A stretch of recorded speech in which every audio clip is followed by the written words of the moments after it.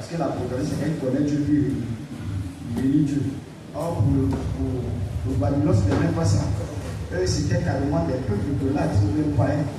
On dit païen à un sens un peu léger, mais sinon, dans le vrai sens, ce sont des idolâtres, des gens qui adorent Dieu et la divinité suprême. Nous sommes dans le maraboutat, le fétichisme. Et quand ils sont arrivés là-bas, connaissant l'environnement, ils se sont mis d'abord à gêner et à prier Dieu pour que la faveur et la grâce de Dieu leur soit donnée. Vous savez, quand vous arrivez sur un territoire, c'est ce que vous devez faire. Ce qu'ils ont fait, ce n'était pas fortuit. Vous arrivez quelque part, même au village, ce n'est pas dans l'environnement immédiat, ce n'est pas là que tu vis tous les jours. Donc quand tu arrives, tu peux observer un moment de chant, un moment de prière. Vous avez vu? C'est pour ça qu'ils ont dit non, ce que vous avez fait, les gens avaient peur. Ils ont dit non, laissez-nous au moins 10 jours, on va faire ça. Et ils ont fait ça. C'était un jeune qui ne connaît pas certaines choses. Tout ça pour marquer le territoire de Babylone. Et Dieu a amené pour se marquer le territoire de Babylone.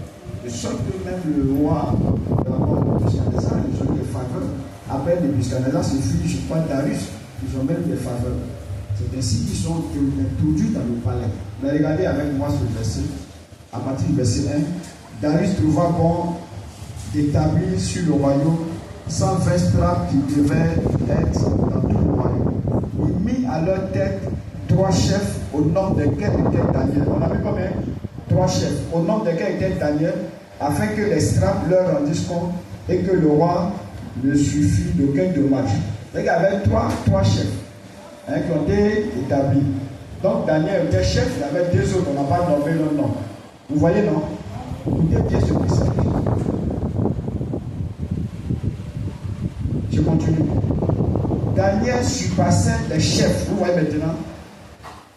C'est-à-dire que les 3 chefs qu'ils ont établis là, Daniel les surpassait.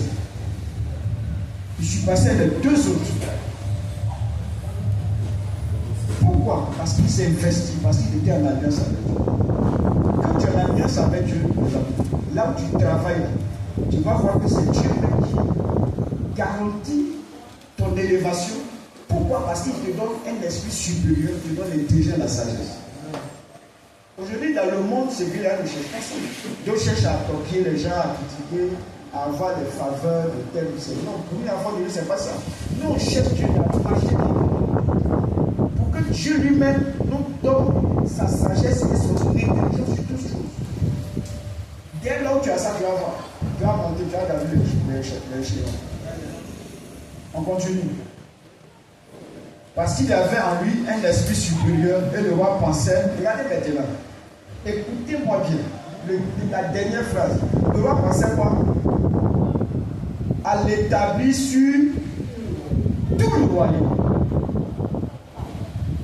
Tout Babylone. Parce que Babylone était un royaume. Ça, ce n'est plus affaire de chef d'un secteur où il y a un compartiment.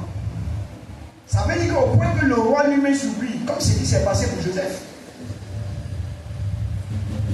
Qu'est-ce que le roi était envisagé de faire? Établir Daniel sur tout le royaume. Ce n'est plus une histoire de ils sont 3 chefs, ou bien qu'il les dépasse seulement, mais à établir le royaume sur tout. C'est comme peut-être un exemple. Tu es ici en Dokwa, Dieu t'a établi. Quelqu'un est dans un autre secteur, Dieu l'a établi. Mais Dieu veut maintenant établir la personne. Non seulement d'Abidjan, mais peut-être sur toute la Côte d'Ivoire. Vous pensez que ça, les gens ne vont pas vous jalouser, ne vont pas vous envier. Mais qu'est-ce que je veux te montrer? Comment ton alliance avec Dieu peut te donner, ouvrir les portes de ce monde. David n'a pas allé dire, il n'a même pas allé prier pour ça. Pourquoi on établit pour lui faire ceci? C'est venu comme ça parce que Dieu avait déjà décrété ça. Et quand, regardez maintenant toujours, on progresse, non, on est dans Matthieu, dans Daniel 6, non? On progresse au verset 4 maintenant. Regardez maintenant, alors les chefs et les strats cherchaient une occasion d'accuser Daniel. Ouais, maintenant. Comme, parce que tous ces sont en quelque sorte dans le gouvernement. Donc quand le roi prend des décisions, souvent il partage. Et comme il avait déjà la volonté de faire ça, les autres s'érigent. s'érige plutôt en ennemi, en opposant de Daniel. Quand tu es dans l'alliance avec, il y a beaucoup de choses qui se passent. Dieu cherche à te lever ses mains. Dieu cherche à te faire aller de l'avant. Mais à la dimension de ce que Dieu va faire, tu vas aussi rencontrer ou alors essuyer des oppositions, des barrières, parce que Dieu fait de grandes choses.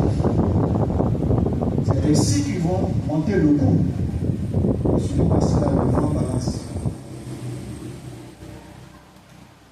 On était à 6-4, non?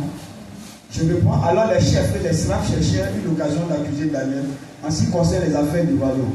Mais ils ne purent trouver aucune occasion ni aucune chose à répondre parce qu'il était fidèle et qu'on n'a pas chose, ni faux, ni rien de mauvais.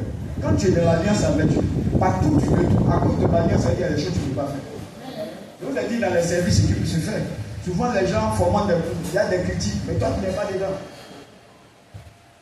Les gens même peuvent être infidèles à l'administration. Certains qui votent, certains qui font ceci. Mais toi tu n'es pas dedans. Parce que ce qui est dedans, c'est ça que le diable va utiliser un jour. Les mêmes personnes, il faut savoir d'être avec toi. Ça dit que quoi? Qu'est-ce que je prends un exemple? Secrétaire, tu travailles, tu es quelque part. C'est vrai que tu as eu ton concours. Tu es dans le privé, non? Mais tu vas voir que les gens qui cherchent des faveurs, ils peuvent venir expressément. Et tu vois